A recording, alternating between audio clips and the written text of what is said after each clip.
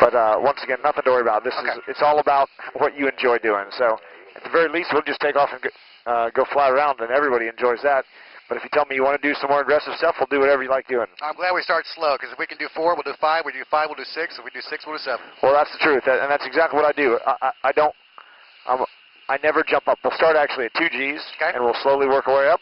Perfect. If you tell me, hey, I've done enough of that, okay, roger that. We'll try some upside down stuff. Hey, I've done enough of that. We'll just go as you're comfortable, okay? Okay. Make sure you're all inside. Canopy's coming down here in about 5 seconds. Pretty cool the kids could make it. Yeah. Did you have to pull them out of school for it? Yes, sir. Right on. All right, Rick, canopy's down. I'll talk through the engine start here a little bit. Okay. I've turned on the auxiliary power unit. That'll help us get our motor started. I'll give Deo a signal to start the right engine. If you look down by your left knee, there's some engine instruments down here. The top number on the right says RPM. It's coming up through 12 right now. And I can lower the seat when with the engine fires up, right? Yep, in about 30 seconds. Okay. So I'll put the right throttle to ground idle. That adds fuel. And now the second number that's going through 150 right now, that's the temperature of the engine, degrees Celsius. So the engine gets pretty hot pretty quick. I bet. It'll peak at about 550, 600 degrees. You're going to hear some beeps and squeaks and warnings. Normal, and you can go ahead and move your seat now. Warning. Warning. Well, let me tell you about the takeoff real quick. Were you able to watch the takeoff earlier, or had you already left to get the kids? I had to already leave. So we're going to have to go down this runway, then we'll point back towards this direction to the right. We'll get centered up. I'll go to 85% power. I'll check all the instruments. When they all look good, I'll go to full military power, and that's for us in this aircraft 22,000 pounds of thrust. Right. So it's a lot of power. It's plenty to get us going down the runway, accelerating, taking off, climbing up, all that stuff. We actually have more power available, but I'll hold the brakes. 22,000 pounds of thrust. We'll release them at the same point. You'll get a fairly mild aircraft carrier launch. Okay. Simulation, I guess the best way to put it. Right. We'll accelerate to 50 knots. Then I'm going to, what we call, plug the afterburners or select full afterburner. Then we get 32,000 pounds of thrust. So a lot more power at that point. Okay. You're going to feel it push you back in the seat a little bit. Nothing to worry about. We'll hit 140. Pilot 1, final approach 6, gear down, low approach. Pilot 1, wind 1020, gusts 3. As we accelerate faster, I'll call the airspeeds off. Then at 300 knots, I'm going to say, Rick, ready to go flying? Hopefully you've got some sort of positive answer, because we're already kind of flying anyway. I'll put the stick on our lap. We're going to go what's going to feel like straight up, basically. Okay. You're going to do 5 to 6 Gs, but you don't need to flex. You don't need to breathe. It's going to be less than a second is all it takes to do it. Okay. And you could do 20 or 30 Gs for a second or two and you'd be fine. Okay. Because there's that much just residual blood and air in your head. Okay. It's when you do maybe even as few as 3 or 4 Gs, but for extended periods of time. 20 seconds. Yeah, then that's when it gets tired and you got to work. Okay. You from this area? Actually grew up in Peoria, Illinois. Spent 14 years in Vail, Colorado, and been here for about 13 years. No kidding. Yeah. So we were up in Peoria 2 weeks ago doing a show. Oh, yeah, I saw that. I was looking at you guys' stuff on the website. That was a good show up there. I got to fly with the president of Caterpillar. Oh, cool. My uncles worked for Caterpillar. Oh, yeah? Yeah, a long time. All right. Are you all set? I'm ready. There's 85%. Engines look good. Flight controls look good. Hydraulics look good. There's military power. I'm off the brakes. 10 knots. 20 knots. 30 knots. 40. 50. Afterburners now. We're already doing 100. Is that There's it? 120. Is that all? 140. Seems like about 300. We're flying. All right.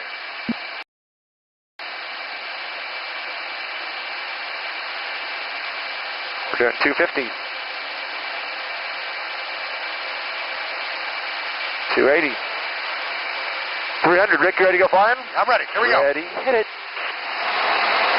There you go. We're out of here, buddy. All right. Hour 6.2 Gs. That wasn't bad. Not at all that way. Departure for Angel 7 Airborne, past 4,000.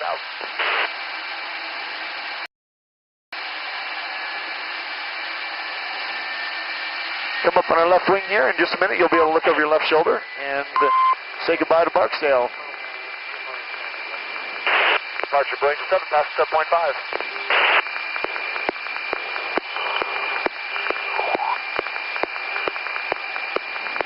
See it over your left shoulder there? Yes, sir. There goes 7,900 feet. So you've flown a lot. How many times have you gone over like 1,200, 1,300 miles an hour? Not many times, probably, right?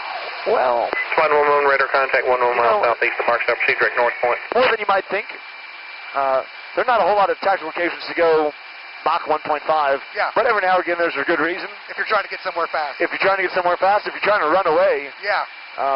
it's certainly nice to be able to go fast. When you're fighting somebody in the air, it actually doesn't benefit you to go that fast. I've seen dogfights pretty much every show, so I know some of the maneuvers you guys do, but I'm not sure of all the names. Yeah, and I'll show you when we do that slow speed bit, but it actually, if you're fighting other airplanes in a dogfight, it helps you to be able to go slow, not fast. That was the LSU fight song. Oh, yeah? That's the LSU fight Flight song. 111, proceed direct north point. You have the airport sight. What's the, how's your flight song go? Traffic departing runway 14. Our traffic in the pattern now is the AVB Did you 52 hear at that? 2810s. Will be I heard it departing mine. climate to 2,000 off. Really? Yeah, it was like da da da. You can hear the radio? I can hear something. Yeah. Huh, that's interesting. These radios are ultra high frequency. They can pick up stuff from a long range away. So I wasn't able to hear it up here, but I have the first radio turned all the way down because I'm talking to our controller in the second. 25. We use 1,000 pounds of gas just to take off. You know? And Yeah, we sure I'll have do. him over Wow. there as soon as possible. Afterburner burns a lot. We could burn through the whole 1,000 gallons in less than 5 minutes in afterburner. And one just want to verify still accept this. You'll be talking to us. We're probably already pretty close to Arkansas. That's probably the lake in front of us that you were talking to. Well, you're right. The town of, I believe it's Spring Hill. Yes. We're going to fly over here in just a moment. Our high school actually plays a team there. Oh, really? Yeah. We have one of the best high school football teams in the nation. Here's what we're going to do. We're going to start with a really easy maneuver to get warmed up. All right. It's called the wing over.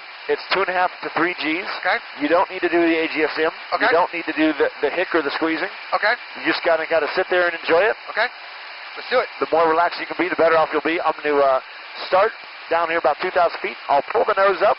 We'll do 2.5 Gs at the top. I'm going to push forward on the stick to give you a little 0 G. Okay. Then out the backside, we will go the opposite direction, basically a 180-degree turn. Does it matter if I keep my head back?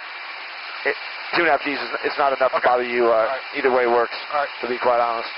So we'll start at 4,000 feet to avoid some of that turbulence. Airspeed's good. Our inverter pumps are on. You all set? I'm ready. Okay, here we go. There's 2.5 Gs. Not too bad, right? I thought it'd be less. So But there's 30 degrees angular bank. yep. Here's 45 degrees nose high as we come on to 90 degrees angular bank. Right over the top there. I'm going to push forward on the stick. Okay. Do a little bit of that 0 G Okay. so you feel a little weightless in your seat. Negative G's. There it is. Actually, not quite negative, Oh, just wow. 0. I know they said like -1's a lot for negative G's. It is, and we'll do that here in a little bit too. And Looks like -1 we're is a straight lot. down. Well, we are. We're halfway straight down. We're 45 degrees nose low. And here's 2.5 Gs on the backside as we roll out facing to the west now. Back towards that solid line on the display. And that's all there is to it. That's not too bad. Yeah, I expected 4 or 5 G's to feel like that. Oh, really? Oh yeah. Man, 5 or 6 G's is a lot of strain then. It will be. You'll work. But once you start working, it won't be as bad as you think. So we'll do 4 Gs next, and it's the loop. And now, here's my little bit on that. Okay. At 4 Gs, you don't need to do the breathing, you don't need to do the squeezing, but I'm going to have you do it just for the practice. Okay.